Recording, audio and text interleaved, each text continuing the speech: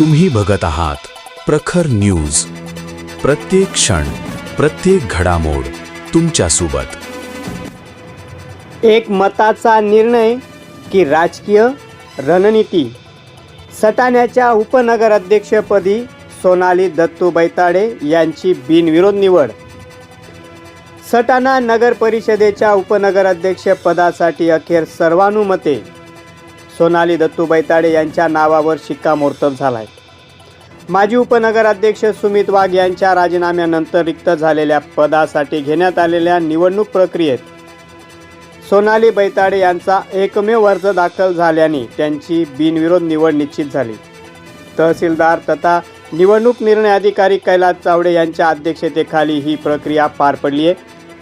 अर्जाची छाननी पूर्ण झाल्यानंतर अन्य कोणत्याही उमेदवाराचा अर्ज प्राप्त न झाल्याने सोनाली दत्तू बैताडे यांची बिनविरोध निवड झाल्याची अधिकृत घोषणा करण्यात आली. यावेळी नगर परिषदेच्या मुख्य अधिकारी ज्योती भगत पाटील, नगराध्यक्ष हर्षदा पाटील, माजी उपनगराध्यक्ष सुमित वाघ, सर्व नगरसेवक आणि पदाधिकारी उपस्थित होते. सभागृहात टाळ्यांच्या गजरात नव्या उपनगराध्यक्षांचं स्वागत करण्यात आले.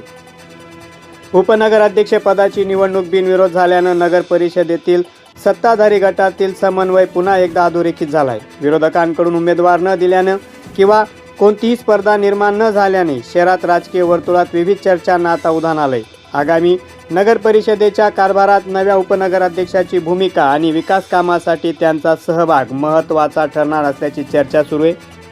निवडीची घोषणा होता समर्थकांनी नगर परिषदेच्या परिसरात फटाक्यांची आतिषबाजी करत पेढे वाटून आनंद उत्सव साजरा केलाय. अनेकांनी सोनाली बैताडे यांचे अभिनंदन करत त्यांच्या कार्यकाळात शहराच्या विकासाला अधिक गती मिळेल अशी अपेक्षाही व्यक्त केली. आता नव्या उपनगराध्यक्षांसमोर शहरातील पाणी पुरवठा, स्वच्छता, रस्ते, नागरिक सुविधा आणि प्रलंबित विकास कामांना गती देण्याचे मोठे आव्हान असणार आहे. त्यामुळे त्यांच्या कार्यकौशल्याकडे आता सर्व सटाणेकरांचं लक्ष लागलंय. प्रखर न्यूजसाठी भैयासाहेब माळी, सटाणा.